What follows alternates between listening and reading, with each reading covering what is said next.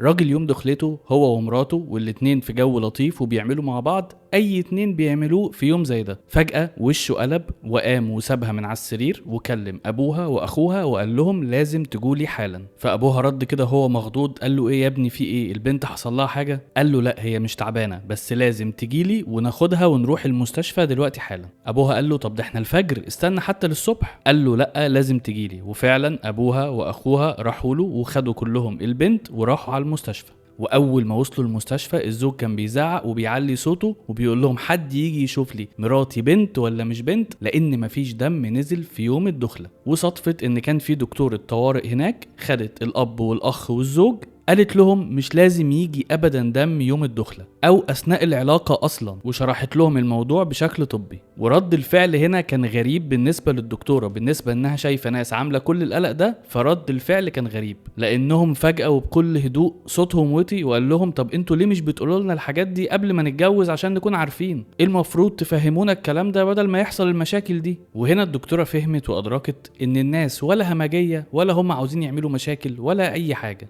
الناس كل اللي هم عاوزينه يفهموا ويتوعوا. ووقتها الدكتورة حست بالمسؤولية وقالت لنفسها أنا لولا بس كلمتي كان زمان في مشاكل كتير قوي حصلت وكان البنت دي ممكن يحصل لها حاجة، وده كله بسبب جهل أو سوء فهم. والدكتورة دي قررت تكتب كتاب على الموضوع ده. بس خلوا بقى شوية الدكتورة على جنب وخلوا الكتاب على جنب، وتعالوا نحكي موضوع العذرية ده بشكل علمي مبسط. ولو مش مشترك في القناة ما تنساش تشترك وتعمل لايك. البنات في مجتمعاتنا عايشين في رعب من أول يوم بيتولدوا فيه، بيحسوا ان هم ماشيين على صوابع رجليهم في حقل ألغام، واي حركة غلط ممكن يفرقع وحياتهم تنتهي. وعلى فكرة التشبيه ده مش بعيد ابدا، كام بنت عندنا مرعوبة من الموضوع ده، وكام بنت فعلا حياتها فرقعت واهلها تخلصوا منها لمجرد شك بس في عذريتها، او انها ممكن تكون دخلت في علاقة مع حد وغشاء البكارة اتفض.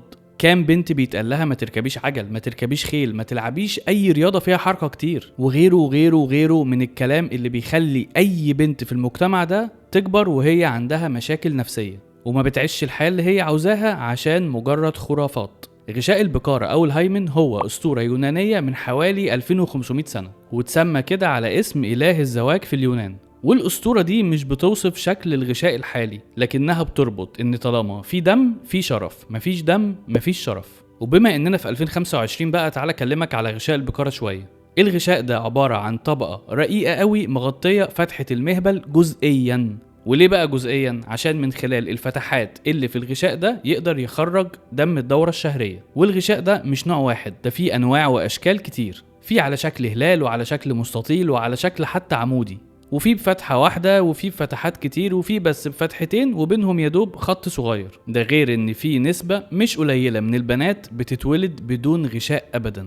ده غير ان اكتر من 50% من بنات الكوكب كله بتتولد بغشاء مطاطي. يعني حرفيا اكتر من نص البنات اللي في حياتنا لو مارسوا العلاقة 100 مرة الغشاء عندهم مش هيحصل له حاجة. وعندنا كمان حالات نادرة فيها غشاء مقفول تماما، وده لازم تدخل جراحي مع أول دورة شهرية، عشان لو الغشاء ده ما اتفتحش جراحيا والدم نزل فدم الدورة هيتخزن في البطن وممكن يؤدي لوفاة البنت. وفي بنات تانية بيختفي الغشاء عندها وهي لسه طفلة كده بتجري وتلعب، يعني وهي بتعيش الحياة الطبيعية بتاعتها بتاعت أي طفلة. حد بقى هيجي يقول لي بس كده حلو، يبقى عشان كده شوية البنات الصغيرين دول اللي لسه متبقي عندهم غشاء ناخد بالنا وما نخليش البنات تلعب. ايه ده، هو انا ما قلتش وجود الغشاء مش دليل على العذريه اصلا؟ ومش بس الغشاء المطاطي اللي احنا قلنا 50% من البنات عندهم زيه، لا، وجود اي غشاء بشكل عام مش دليل على العذريه. في بحث اتعمل سنه 2004 وفي بعد كده ابحاث كتير قوي دعمته. البحث ده جابوا فيه 36 بنت تعرضوا للاغتصاب،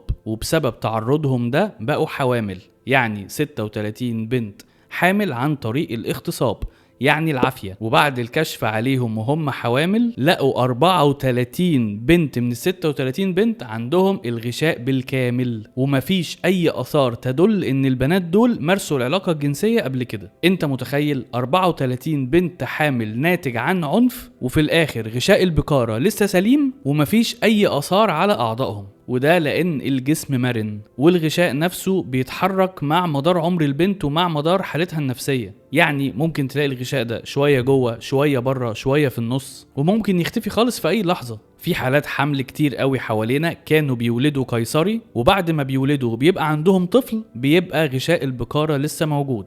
يعني بتبقى ام وعندها طفل وطفلين وبيبقى لسه عندها غشاء البكارة موجود ولسه عذراء، لان ممكن جدا حتى لو الغشاء بتاع البنت دي او الست دي مش مطاطي تكون الفتحات اللي فيه بتقدر تدخل العضو الذكري، يعني ممكن تمارس العلاقة مرة واتنين وتلاتة والغشاء ما يحصلوش ضرر. يعني من الاخر الغشاء ده شكله مش ثابت، مرونته مش ثابتة، ووضعه ممكن يتغير من عند اي بنت لبنت تانية، مفيش اي حاجة تقدر تحدده. طيب ايه الدم الكتير ده اللي بيجي في ليلة الدخلة لو الغشاء ملوش لازمة بالشكل ده؟ ده انا لسه شايف في 2024 الاستاذ احمد العوضي في فيلم الاسكندراني وقايم من على السرير مع البنت اللي عمل معاها علاقة والسرير كان كله دم احمر. ده حضرتك تهويل السينما والتلفزيون، بيلعبوا على الاساطير وعلى الحاجات اللي الناس بتحبها ومش فارق معاهم حاجة.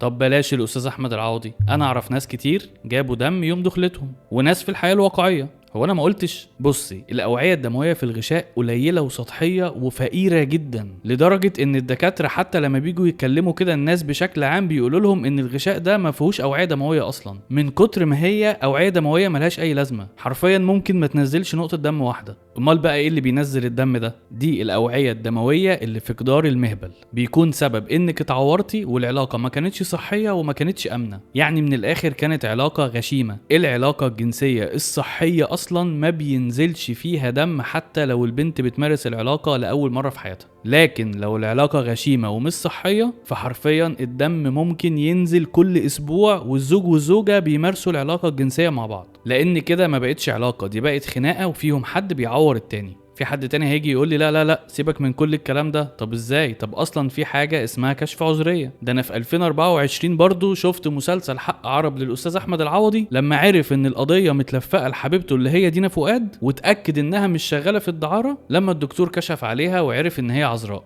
انا رأيي ما تتفرجش على احمد العوضي تاني عامة. منظمة الصحة العالمية في اكتوبر 2018 قالت ان كشف العذرية ملهوش اي اساس علمي اطلاقا، ومفيش اي دكتور في العالم ايا كان يقدر يثبت البنت عملت علاقة جنسية قبل كده او ما عملتش، وتم تجريم الكشف ده في العالم كله. يعني من الاخر الدكاترة اللي انتوا بتروحوا لهم وبعدين يقولوا لكم انتوا لسه عذراء لما تيجوا مثلا تطمنوا على نفسكم، دول بيقولوا لكم اي كلام، يا اما عشان يريحوكم يا اما بيكون معاكم راجل وبيبقوا خايفين عليكم عشان هو مش فاهم فممكن يعمل فيكم حاجة. لكن علميا مفيش اي دكتور او اي تقنية في العالم تقدر تثبت البنت مارست العلاقة الجنسية قبل كده او ما مارستش، او الغشاء ده مش موجود بسبب فعل فاعل او مش موجود لاي سبب من الاسباب، لان هو شيء اصلا بدون قيمة. طيب ايه فايدة اصلا الغشاء ده في جسم الانسان؟ في علماء كتير قالوا ان هو بيكون موجود عشان يحمي المهبل من البول او البراز والبنت لسه طفلة، ولكن ده مش اكيد. اغلب العلماء التانيين بيقولوا ان هو ملوش فايدة، وانه لو دليل على الشرف ما كانش هيكون موجود في ثدييات كتير زي الشمبانزي والغوريلا والبابون وكمان الحيتان والدلافين والخيول. وفي الاخر كلمة كده لكل بنت، عيشي حياتك واجري والعبي واركبي خيل ومارسي اي رياضة انت حباها في حياتك، خليكي نفسك. كل اللي شاغل بالك وعامل لك قلق ووسواس ده مجرد كلام فاضي ملوش اي لازمة. وكلمة لكل راجل عنده ازمة برضو في الموضوع ده، شرف البنت معاك هو صدقها ونبلها وحبها ليك، زي بالظبط ما شرفك معاه هو صدقك وحبك ونبلك. مفيش اي حاجة في الدنيا هتعرفك البنت دي عملت علاقات جنسية قبل كده ولا لا، لازم هي اللي تقولك الحاجة دي بنفسها. زي ما بالظبط انت مستحيل حد يعرف اذا كنت عملت علاقة جنسية قبل كده ولا لا غير لما انت تقول وتصرح بده بنفسك. كبروا دماغكم وعيشوا حياتكم وطوروا شخصياتكم وعقلكم، واشوفكم الحلقة الجاية. ولو ما عملتش لايك واشتركت في القناة فاعرف ان احمد العوضي هو اللي منعك. قلشة سخيفة بس مش هشيلها في المونتاج.